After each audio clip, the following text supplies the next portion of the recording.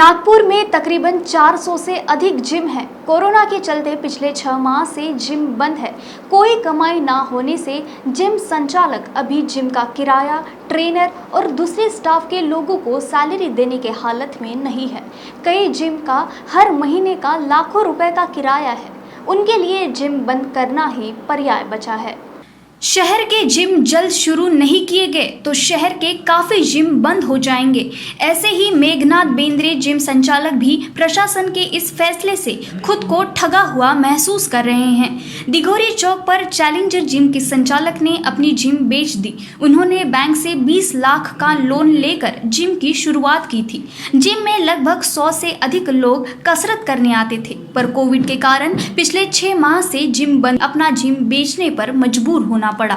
Exercise.com gym के संचालक अभिषेक पांडे की 3 जिम हैं, पर वे भी घर मालिक को किराया देने में असमर्थ है और उन्हें किराया तथा बैंक की EMI भी भरने में दिक्कतों का सामना करना पड़ रहा है। जिम न खुलने से सभी जिम में कसरत करने वाले युवकों को काफ़ी परेशानी का सामना करना पड़ रहा है। जिम करने से इम्यूनिटी बढ़ती है, पर शराब की दुकानों को प्राथमिकता दी जा रही है। जिम शुरू करने के लिए महापौर संदीप जोशी डंबल लेकर सड़क पर उतरकर जिम संचालकों का समर्थन करने आए थे। ऐसे में जिम, योगा, जुम्बा सेंटरों के बंद होने के कारण कई लोगों के स्वास्थ्य पर गहरा असर पड़ा है तथा जिम संचालक और ट्रेनर पर भूखे मरने की नौबत आ गई है। आज हम आए हैं दिघोरी चौक में चैलेंजर जिम में, जहां कोरोना महामारी के कारण जिम संचालकों को अपना जिम बेचने पे मजबूर होना पड़ रहा है।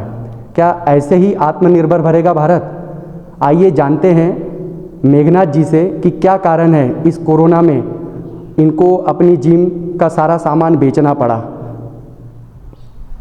जी नमस्कार, मैं मेघनाथ बेंद्रे चैलेंजर जिम से।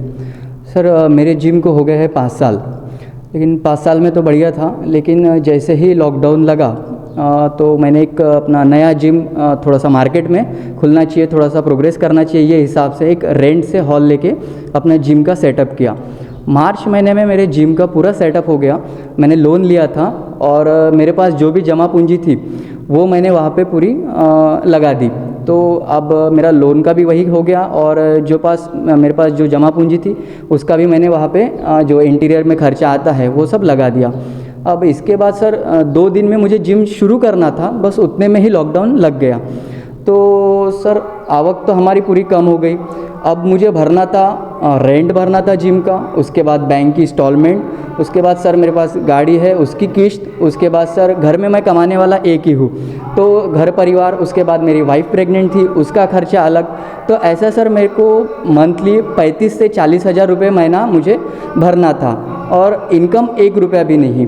तो अब इस दौरान करना क्या, तो मेरा पहला जो जिम था जो 5 साल से चालू था उसका सामान मुझे पूरा का पूरा बेचना पड़ा।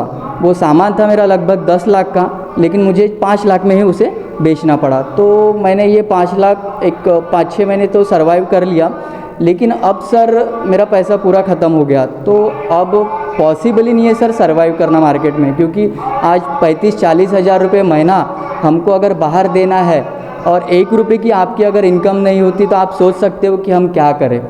तो मुझे गवर्नमेंट से थोड़ा सा यही अपील करना है, आप जितनी जल्दी हो सके आप गाइडलाइन दीजिए। आप हम जैसे पहले एक 150-200 लड़के सर जिम में रखते थे, अभी 50-60 ही रखेंगे, लेकिन कुछ ना कुछ हमें एक इनकम सोर्स या फिर बैंक से कुछ ऐसी राहत दीजिए कि हम उतना नहीं भर सकते तो कुछ ना कुछ तो बैंक से देना चाहिए।